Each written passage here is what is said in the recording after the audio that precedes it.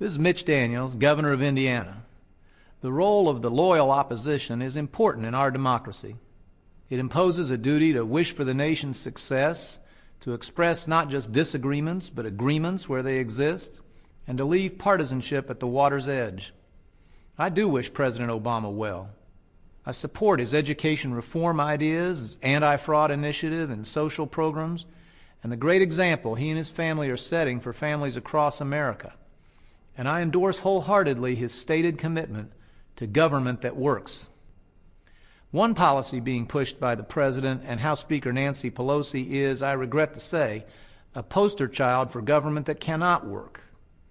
The scheme to radically change the sources and the cost of American energy through a system known as cap and trade may be well-intentioned, but it will cost us dearly in jobs and income, and it stands no chance of achieving its objective of a cooler Earth. The national energy tax imposed by Speaker Pelosi's climate change bill would double electric bills here in Indiana, working a severe hardship on low-income families. But that's only where the damage starts. In a state where we like to make things, like steel and autos and RVs, it would cost us countless jobs, many of them heading offshore to China and India. Our farmers and livestock producers would see their costs skyrocket, and our coal miners would be looking for new work, while we leave affordable, homegrown energy idle in the ground. And all for what? Even if one believes the administration's own computer models, which they claim can predict temperatures 50 years away, the CO2 reductions from their bill will not budge the world thermometer by 1/10 of a degree. It's become clear that the Pelosi bill has little to do with a cooler planet and everything to do with raising money for the out-of-control federal spending now underway in Washington. Please excuse us Midwesterners for feeling a bit like the targets of an imperialistic policy, devised in places like California, New York, and Massachusetts for their benefit at our expense. We have here a classic example of unwise government.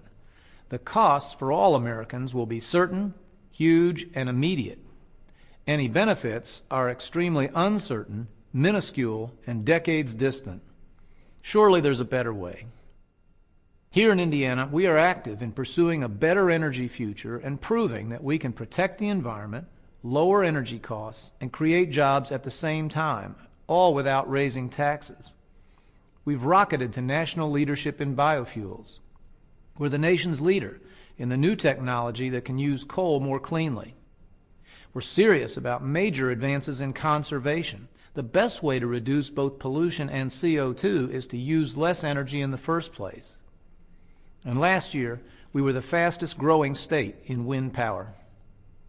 There's tremendous risk in being pushed into an unfair and ultimately counterproductive national energy tax that will cost us dollars today and jobs tomorrow. Let's take a breath, slow down, and work together on conservation, the infrastructure to bring on more wind and alternative energy, and the new technology that will let us use our abundant homegrown coal in ways we can all support.